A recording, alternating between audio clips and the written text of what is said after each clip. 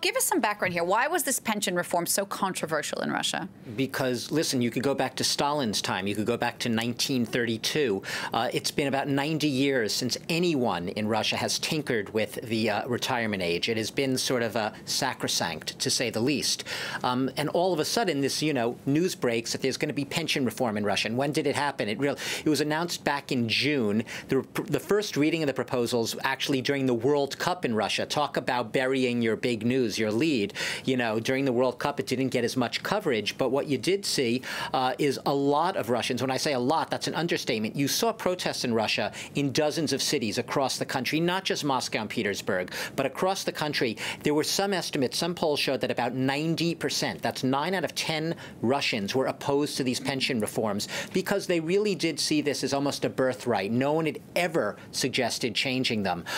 Part of the reason, I guess, a lot of people were against them is because the mortality rate in Russia, the actual life expectancy, is lower right now than it has been since post-Soviet times, and it is in many Western countries, Western European countries, and especially for men, it's about 66 years old right now. Under these reforms, which would have raised the men's retirement age, and still will, from 60 to 65, that literally means what? Men retire and have 1 year, basically, to benefit and enjoy their retirement and enjoy their pensions.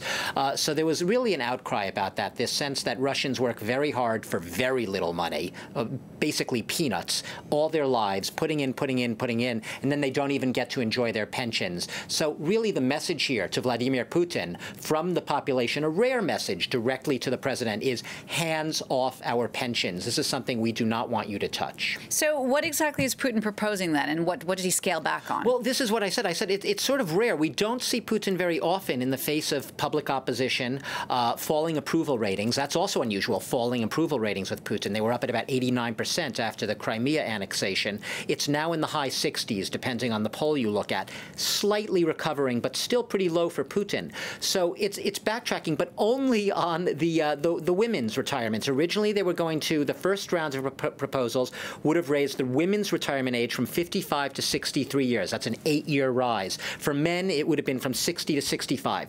Men isn't changing. Nothing Putin said today will change that. Men under this new pension reform would still be retiring 5 years later at 65. Women, though, will now get slightly 3 years chopped off that increase till the age of 60. So it's going to be interesting to see how this goes down with the population. But what you can say is it definitely is a sign of Putin being forced to respond to some sort of public opposition. The opposition had seized on this. And what's really unusual, even a few members of his own Russia United Party in parliament were a little disgruntled and dissatisfied with this reform and even suggested they might not vote for it. That's almost unheard of.